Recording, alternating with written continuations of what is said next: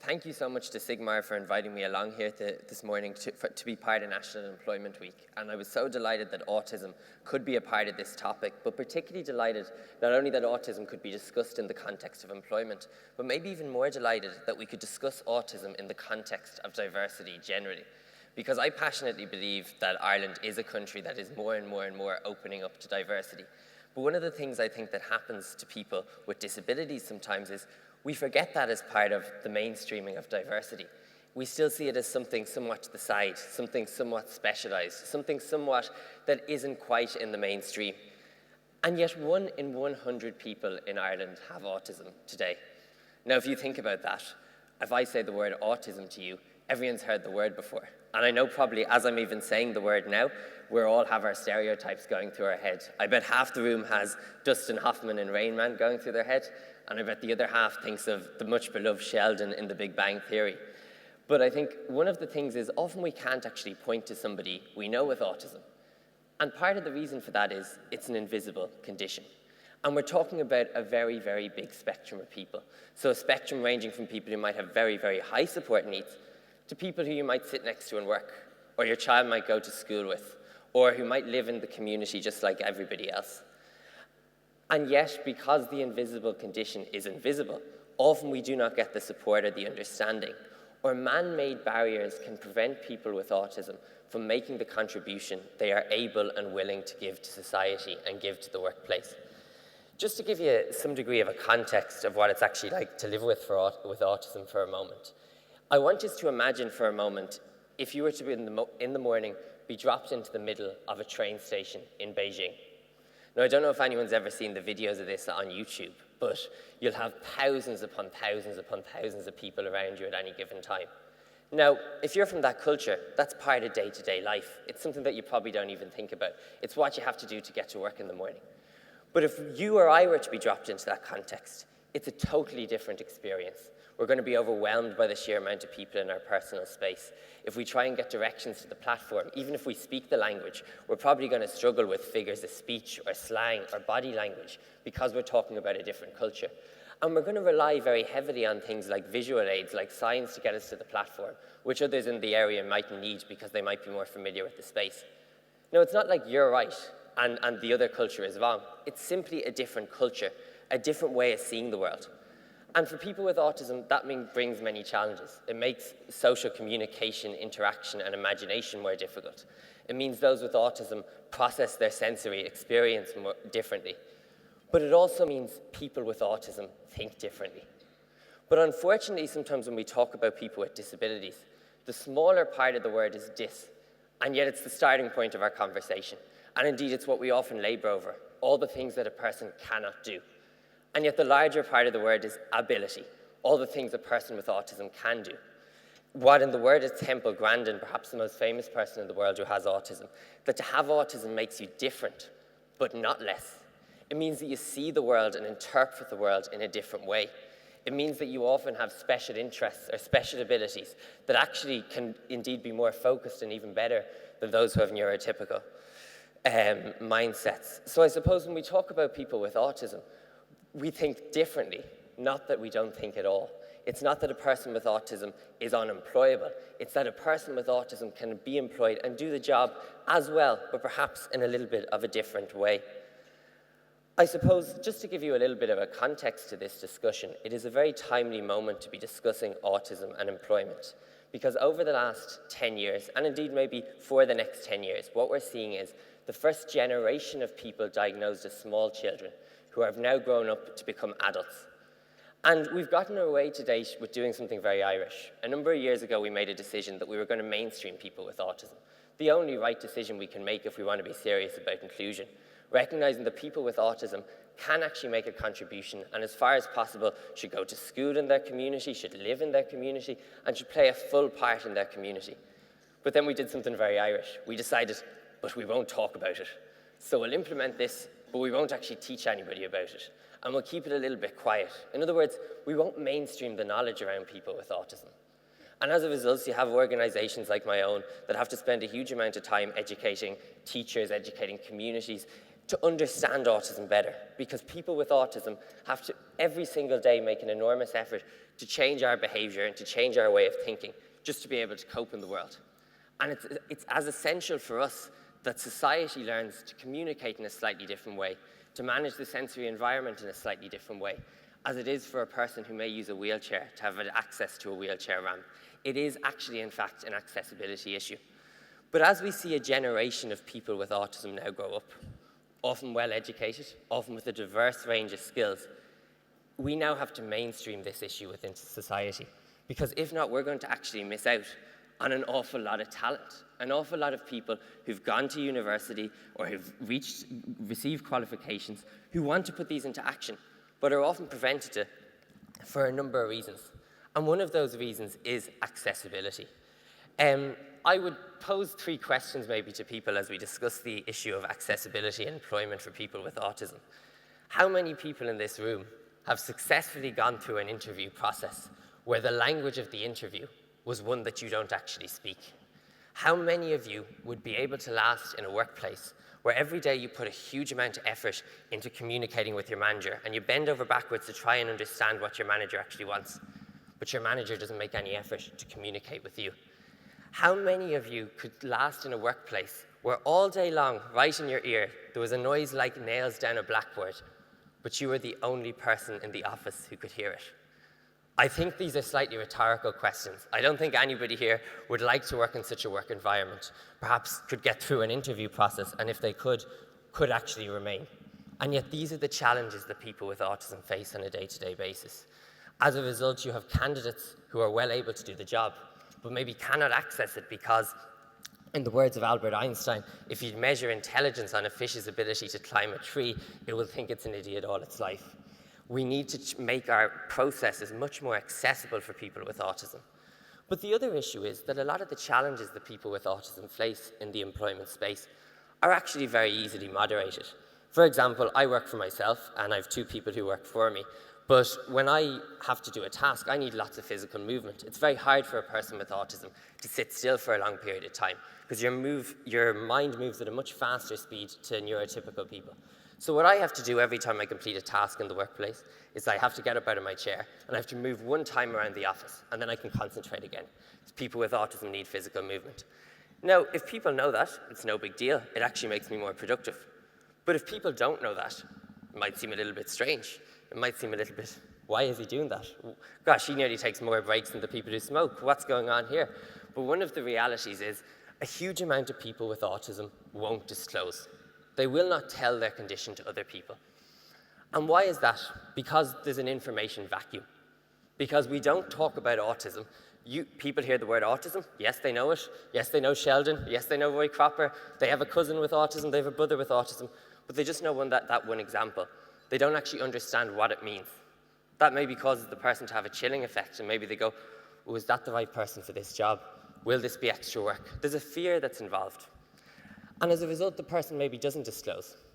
In half the instances then, what you'll have is the person won't get the job because you'll think they're simply not able for the interview process. In the other half of the cases, the person will get the job because they'll actually present well. But when they get the job, they won't be able to manage it. And things will come to a head that could be very easily resolved by very, very minor adaptations. We also need to talk about the culture of our workplaces towards people with autism, because there's a word that I really hate, especially in a business context. I bet none of the business people in this room want their business to be normal. I bet everybody in this room wants their business to excel. It wants it by definition to be different to its competitors. And yet, one of the things we look for in individuals a lot of the time is we say, he's normal, he's a nice guy, I can get on with him, he's normal. Now, I think we all know at this stage, none of us are quite normal. But sometimes this definition of how we see each other and judging each other very harshly in how we socially communicate, in how we interact with each other, can lead to difficulties for people with autism in interactions with management and also in interactions with other staff. So what we need to do is it's a mountain. We need to get more people with autism being open and honest about their condition. People with autism are already making the effort and putting in a huge amount of effort to get to a point where they can cope in the workplace.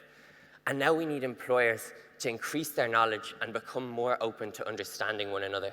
And only through that sharing of information and that honest conversation can we build workplaces that benefit people with autism in providing employment, but but that also benefit business by providing a range of people who think outside the box. How many people here would love to have a W.B. Yeats or a James Joyce working for them? Both people who are thought to have been on the autism spectrum. So thank you very much.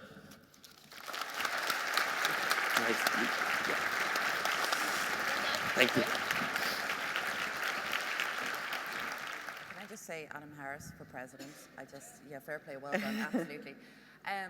Ladies and gentlemen, thank you so much for coming along this morning. This is a topic that I am, and certainly my panelists, are very passionate about, diversity and inclusion. I will just do a brief introduction, and then obviously at the end of this as well, there'll be an opportunity for any questions. So please don't be shy. It's a great opportunity to ask three very interesting and successful people who are in this space already to be able to get their knowledge and expertise. So we have Kristen Doran, who's Senior HR Lead for SAP, who also heads up the very successful Autism at Work program. We have Ingrid Devin, who is the EMEA Diversity and Inclusion Lead for Dell. And we have Margot Slattery, who's the Managing Director of Sodexo Ireland. The purpose of today really is to, I think, allow everyone in the room to understand the parameters of diversity and inclusion, and allow, obviously, our three panelists to be able to share their knowledge and expertise to allow you, those of you in the room, particularly in the HR and recruitment space, to facilitate and deliver a best practice, a sort of a fair policy on diversity and inclusion. I think D&I is the buzzword at the moment. You know, the US is all over it, the UK, it's all about D&I, what have you. I think in Ireland, I think we're really becoming aware of it as well. I think Adam made some very fair points around, you know, it's great to see autism as part of this spectrum, but I think it's key to understand what other aspects there are that you can do to make sure that you attract the people that you want in your organization. Kristen, can I start with you? Actually, it leads on perfectly. So you head up the Autism at Work program. Would you mind telling me and the audience a little bit more about the foundations of it, what it is, what it means, and perhaps your own personal involvement? I know you've been involved in this sort of space for many years, so yeah. Okay, absolutely. Thank you very much, and thank you all for being here to listen to us, and I'm delighted to be here as well. So within SAP, our Autism at Work program started very small. So we're a global organization. We have a site in India, and it started with a very personal drive. There was a gentleman there who was the managing director of our site in India, and he has a son who is on the autistic spectrum, and he learned more and more about autism as his son grew, and he saw an opportunity to capitalize on the strengths of people on the autistic spectrum and marry those with the needs of an IT organization in terms of the skills they require. So he started at a very grassroots level in his organization in India and hiring a few people on the spectrum into development roles and quality assurance roles. And that proved to be a great success for both the organization. The organization was seeing great results in terms of the candidates they were producing, and as well as for the candidates, these people who as Adam mentioned, have barriers to employment in a number of ways. And because we were removing some of those barriers, understanding the perspective they were coming from, they were having gainful employment and were having a great personal experience as well. So from this, the program gained momentum, and that was in 2012 that started. That was about 5 people that were employed. 2013, the program gained momentum, and it gained attention at our board level, and it was decided to take the program global. And at that point, we partnered with an organization globally called Special Eastern, and Special Eastern is an organization who they have an expertise in candidates on the autistic spectrum, and their main mission is to find gainful employment for their candidates in the IT industry. So they find, qualify, and hopefully place the candidates. So we started a global partnership with them in 2013, and the program has been going from strength to strength since then. So our program in SAP is called Autism at Work. We have a goal by 2020 to have 1% of our population employed with people who are on the autistic spectrum. And one thing that's been very interesting about the inception of the program is, in Ireland we've hired 12 people who are on the spectrum, but we've also discovered that a number of the people who are already our employees are on the spectrum as well, because it's an IT company. As they say, they go hand in hand, and those people have really benefited from the awareness and the extra attention that's been brought to autism in the workplace. So although we say 1%, it's already more than that, because there are a vast number of people who are employed on the spectrum, but as Adam said, are keeping it quiet, keeping it under wraps, and have only felt comfortable bringing it forward when there's been more discussion and more visibility around the program. So we currently, in the organization, so we're a 65,000 person organization, so we have a ways to go, but we have over 100 people employed through the program at present in a number of different sites. We have them in Ireland, we're in India, as I discussed, in the United States, in Canada, we're starting off in Brazil, and in Czechoslovakia. And France is another site we're targeting. I think another question you asked me was around my personal involvement in it. I'm in human resources, and I started in human resources quite young in my life and had a very naive, maybe, interpretation of human resources. And I went in as every time you interview someone who's young right out of school saying, why do you want to go? I love people, I love working with people. And I was that person, and I was one step further as I wanted to help people. So throughout my career, I've discovered that in human resources, you don't always get to help people in the way that you would like to.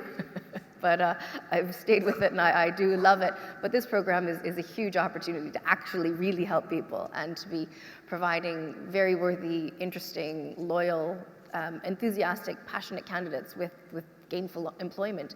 And once I saw those candidates, once I interviewed them, and I realized how really desperate they were to have jobs that they felt they could contribute to meaningfully, it really just inspired me to keep working with the program and broaden it out and grow it.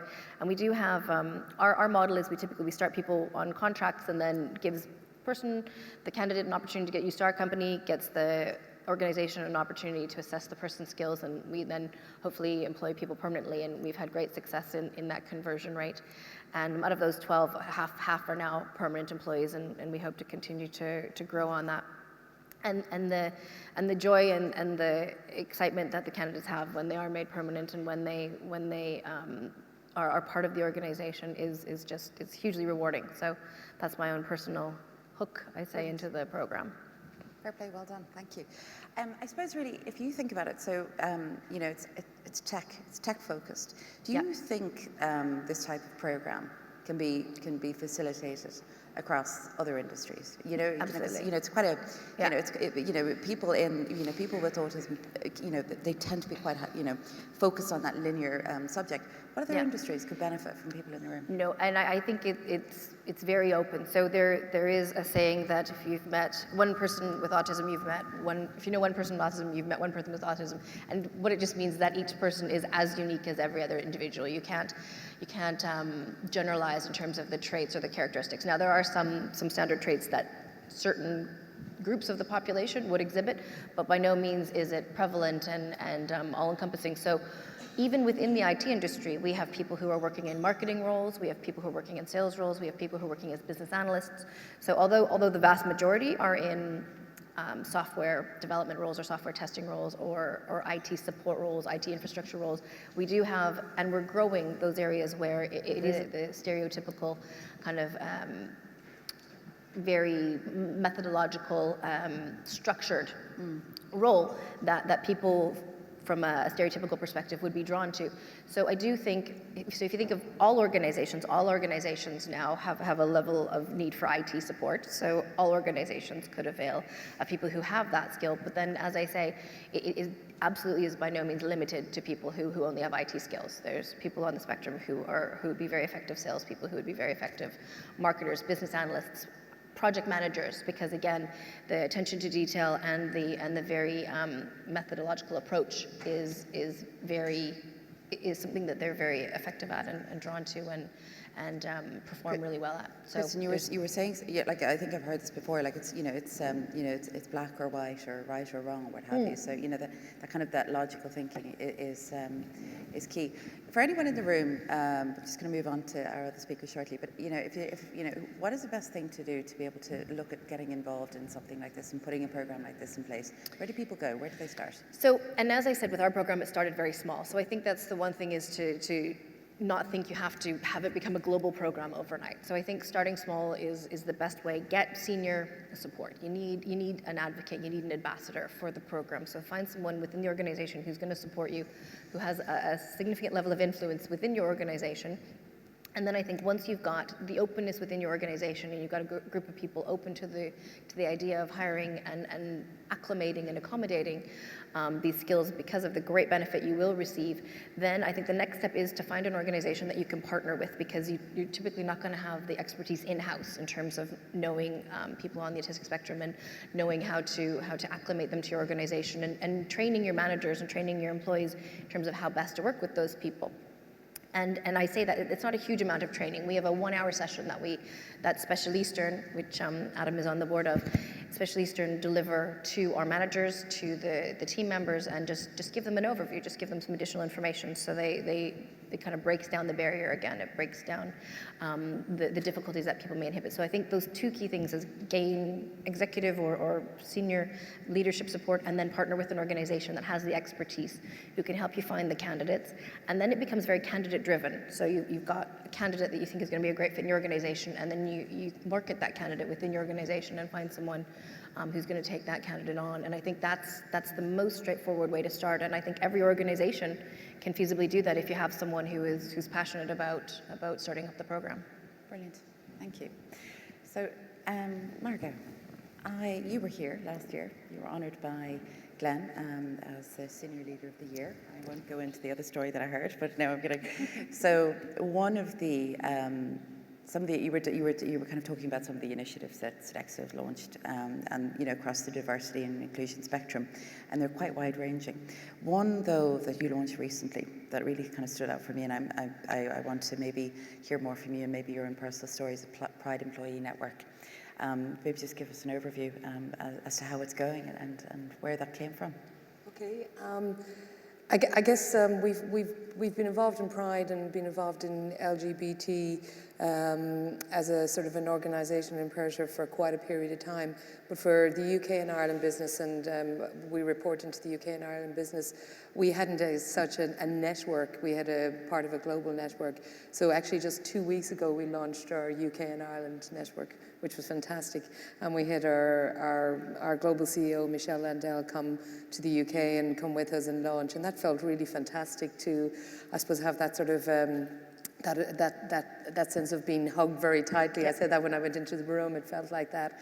The journey's been an interesting one because Sodexo, I think, is quite a leader in diversity and inclusion, and particularly now moving to leadership around inclusion, because we know we're a very diverse company. It's now, how do we become a more inclusive company and organisation?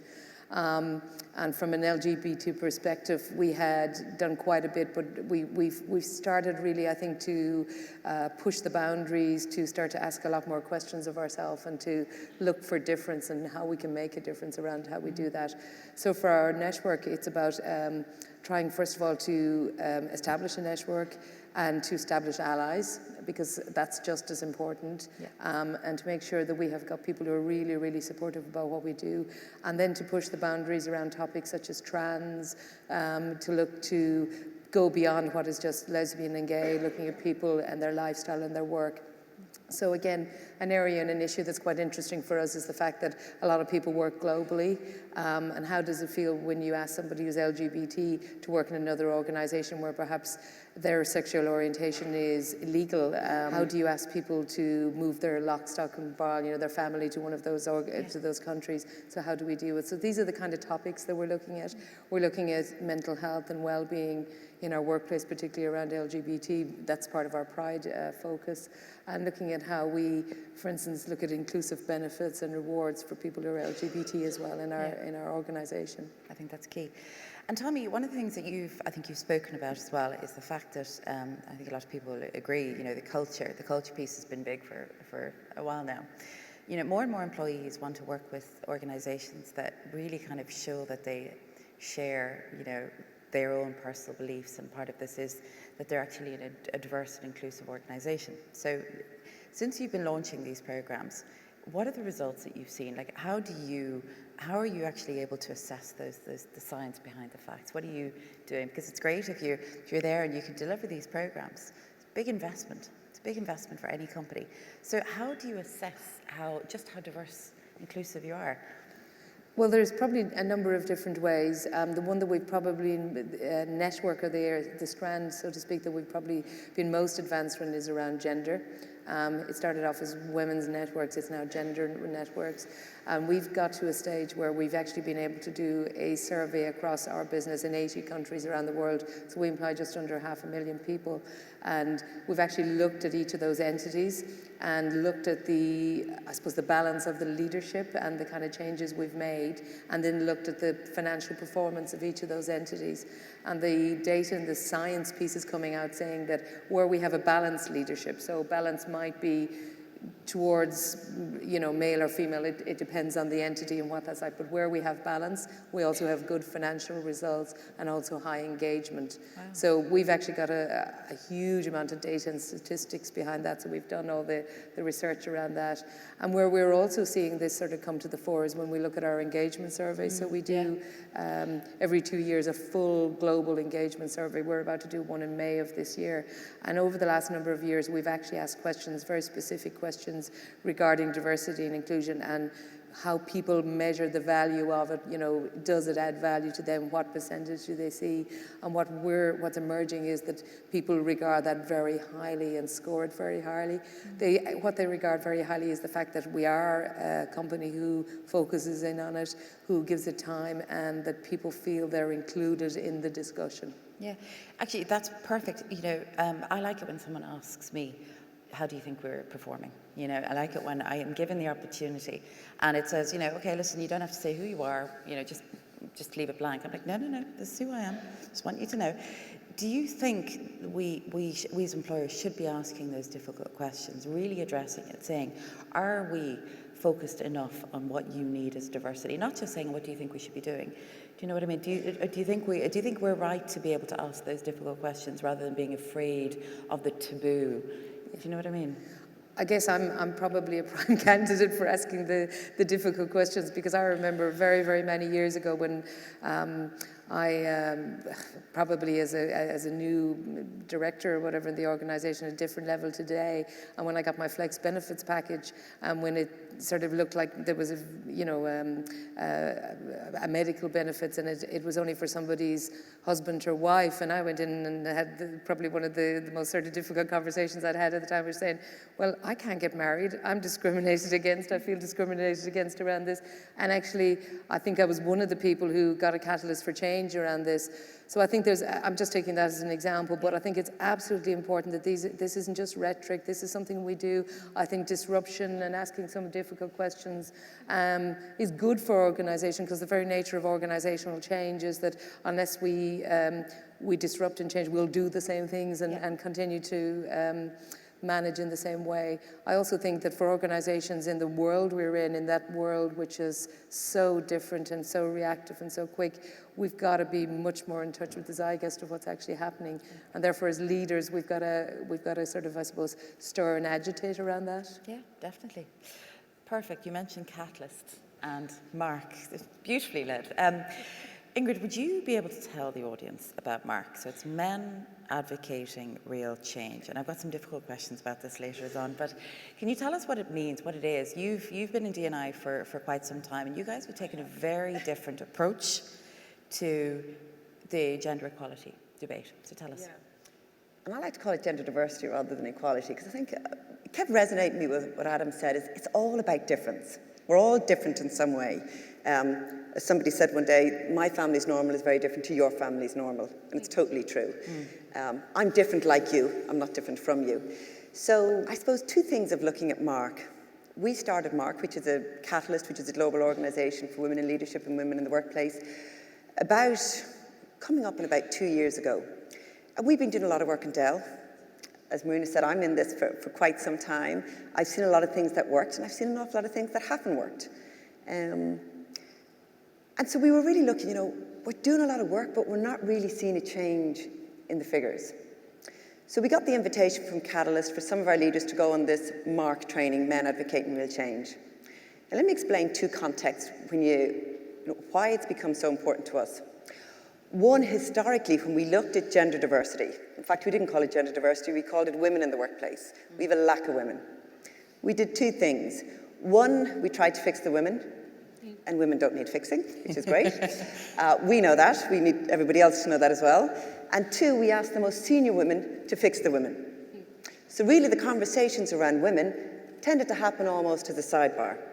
Women in the room, it's really nice to be in a room today where I think there's probably a balance of men and women talking about diversity. That's very unusual.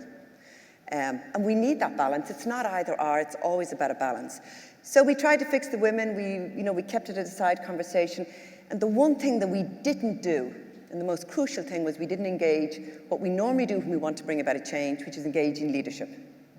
And I don't know about your company, but definitely in the tech centre, the majority of leaders are men. There's very few companies who are different from that. It's beginning to change. But by disengaging the men, that was a huge problem, because we're not going to bring about a change by women on their own trying to bring about. We won the referendum last year because the allies, because everybody wanted a change. It was leader-led. And that's what it's got to be around gender diversity. It's got to be a leader-led initiative. And one of the guys who went in the program, so we sent 4 senior male leaders who we said really get gender diversity, who are really good at this program. And 2 things came back. One guy said to me, he said, because I'm a white male in a senior position, I had the ability and the opportunity to bring about change. That's really crucial. And the other guy said to me, I thought in a true Dell style, after 2 days of a course, I'd come away with an action plan and a list of things to do. He said, I didn't. He said, and his phrase was, I had to look deeply into myself and look at all those biases that I carry around, because that's what Mark is about. The Mark program is about looking at the biases that we all have. Every one of us in the audience has bias. I'm biased, so is Margot, so is Marina, so is Kristen. We all have biases. It's good for us. It saves us in certain situations. We know not to do certain things. The challenge is we know a lot of biases that we have. And one of the things I would say to everybody, think about it today. Think about somebody you would not hire. That's a very difficult thing to do, but think about that person you would not hire. That may be your conscious or unconscious bias. I put this to a group one day, and one guy immediately went, I'm not hiring anybody with tattoos. I said, I didn't ask you to share. But that was his, and that was a very conscious bias. And we laughed about it, but we also said, just because somebody has a tattoo doesn't mean they can't do the job you need them to do and be the best person for it. But the greater challenge is those unconscious bias that we have, the ones we don't know. There's a lot of things you can do to figure that out. You can do the implicit bias test. And it's quite interesting, and it's quite scary when you figure out, oh my God, I've had men say to me I'm biased towards hiring women. I've had women say I'm biased towards hiring men, or I'm biased towards hiring younger or older. Our gender and colour of skin are 2 of the most strongest areas of bias. And so what we really do, it's an uncomfortable training. We try to be a little bit disruptive. We make people feel a little bit uncomfortable. You need to. We try and help people understand maybe where they are biased. Because the challenge is you need to understand that you do have unconscious bias. I do. I need to figure out and accept those biases, understand that's a bias that I have. And then the most crucial thing I need to do is not let that bias affect the decisions I make day to day. Be that hiring, be that promoting, whatever I'm doing, looking at people in my team, discussing people, engaging with people, really make sure that that doesn't affect my leadership or whatever role that I'm doing. And by doing that, we have a much more inclusive culture. So it's very hard to explain, Mark, in a nutshell. But that's really what it's around. It's understanding the privilege that I have and how that privilege may affect the decisions I make. Yeah. I'm a white, heterosexual male. I've never had to worry about being discriminated because of my sexual orientation. But that's not the same for my other colleagues, male or female. So I need to take into consideration, I can get up every morning. I saw a lady at a conference once, and I thought she was walking a little funny. And then she spoke about how she had a false arm and a false leg. And I thought, my privilege is I get out of bed in the morning, and yes, I moan, but I can just walk straight. I don't have to attach a limb. So I've a lot of privilege. I used to think that because I was a female, I probably wasn't part of the dominant group. And sometimes I'm not, but sometimes I am. And being the dominant group, they're the group who set the norms. And if you're outside that group, it's a lot harder. We talk about gender conditioning.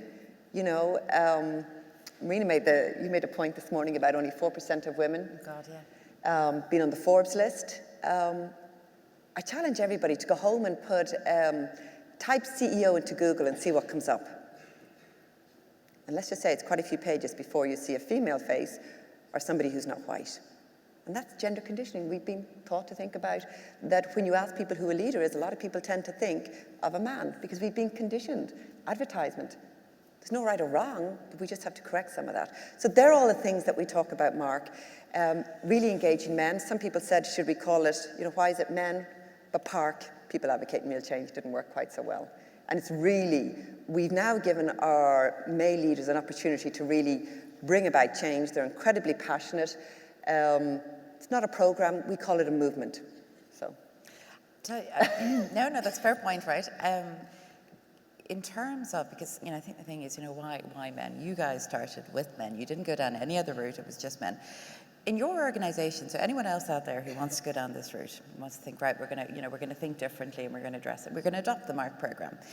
Was your business naturally aligned? Was your culture aligned to be able to embrace something like this? Or has there been a fair amount of legwork going into it? Because I think it's good for anyone here to understand what pitfalls could be if you're taking on. You can't just go, oh, I heard this, I thought it was brilliant, I'm going to try it, you know? Yeah, there's an awful lot of legwork, in all honesty.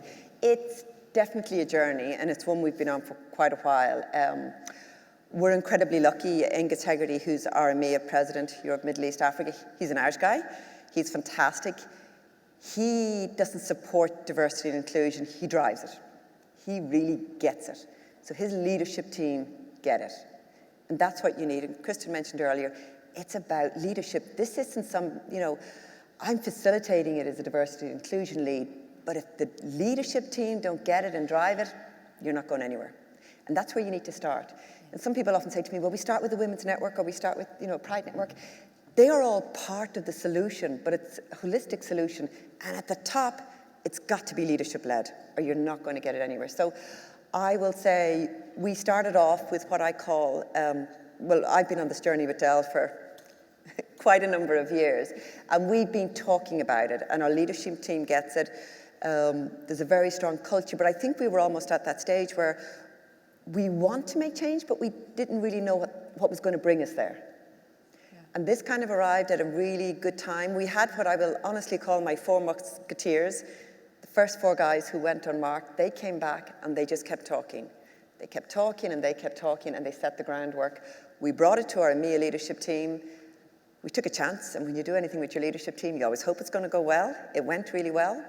We took it to Michael Dell and his leadership team last year in July, and it went really well. Phew. You want it to go well when you take it to Michael Dell. And it's now gone globally. But we're really proud that it was really EMEA. Normally a lot of things in diversity and inclusion come from the US to EMEA. This one, the US were involved at the beginning, but it was EMEA who really took it and drove it. But a lot of legwork. And I wouldn't say for a company to go in and straight away start Mark. I'd say start the discussions at your leadership team. Yeah, definitely. So yeah, that's I'm going Sheryl Sandberg here. Again, I do it every year. The point, so I was at an event a little while ago and I just brought up the kind of the whole, you know, Forbes 500 CEOs, 4% are women of those. Okay, that's fine. No one seemed shocked. Okay, that's fine. It's old news, we get it, whatever, what are we going to do? And it's fine. And like that's a fair point. We're all aware of that. If we take Ireland as a business community, I want to ask you this, Margot. If we take Ireland as a business community, are we as diverse and inclusive? Are we aware of what diversity and inclusion really is? Or have we got a long way to go? I mean, where do you think we are in that kind of that scale? I was talking to a gentleman from BNP Paribas and he just said, what's your, you know, what do you guys like over there for your D&I? You know, it's all very kind of whatever. And I was like, you're what? You know, no. Are we as aware as we should be? How much more have we got to do? I give you the truth of the political answer. Yes. In my opinion, of what I'm out there, and I suppose if I put on my hat as being the managing director of an organisation, I don't believe we're as inclusive as we could be. I think we talk the talk. I think some people understand it, some don't, but I think there's a long ways to go, particularly because, for instance, things like stereotyping, bias, those things are really, really still rampant in Irish society. Yeah. So I work in an organisation which is and a business which is the service industry, facilities management. You know, people still always, for instance, refer to an engineer as he.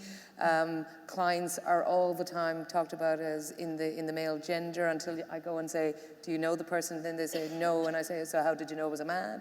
And then we have very stereotyped female roles as well. And when you, for instance, go to even, for instance, business schools, the language is still very gender specific, that power and authority is a very male thing. So I think that we have a long ways to go, and I see it in, for instance, organizations, networks, associations that I might be out at. We're not having that conversation, and across many strands. So whether it's around millennials, around ability, whatever it might be, I don't think we're as on top of this agenda as we should be. Last question, and then I'm going to open it up to the audience. And this is an open strand question. Are we in danger of losing sight of what the core values of diversity and inclusion are? Or, so are we kind of just adding everything in there? You know, okay, we're not really sure where to put that, so we'll just throw it in there. Or is diversity and inclusion literally, as it is said, it should be as diverse and as inclusive as that topic may be? Anyone want to take that one? I think we've changed. When I started about 9 or 10 years ago working in the area of diversity and inclusion, first of all, nobody ever knew what I did. The eyes glazed over when I said it. I think my family still struggle with what I do. But it was very much either gender, it was work-life balance, it was disability. I think we've changed for the better hugely. Because I think we segregated people into groups and we said, they're diverse, I'm not diverse. We're all diverse in some way. And I think it's a much healthier conversation that we focus on inclusion. Mm-hmm. Inclusion is what we should be focusing on. When I talk about it, I always say, for us, we're successful if whoever you are has the opportunity to be successful in our organisation. Whoever you are, whatever your difference, similarities, difference, that's the crucial thing. I think also there's a huge amount, it's not just the visible diversity, as Adam spoke earlier. Most of our diversity is invisible. We could be classified here as 4 white females. We may think incredibly different. Our diversity of thought, our personalities. So I think by broadening it, it includes everybody. Yeah, absolutely. And just to build on that, I would agree that it with the sentiment of increasing inclusivity, but I think to affect real change in certain areas, what SAP do is they drive certain programs. So every year they identify the areas that they really want to focus on. So Autism at Work is targeting the differently abled population. So although we're not intending to segregate, it does allow that level of focus and visibility and work that's put in to really affect change in an area. So that's what we found to be effective is every year we will pick an area, so whether it be gender, whether it be cross-generational, whether it be differently abled, and really look to affect change in that and raise the awareness. So it's always changing, it's always different, but it is per year focused on a specific topic to affect the change. Brilliant. I'm afraid I have to close the session, but I want to say a huge thank you. And that's it. Thank you. Cheers. Thank you.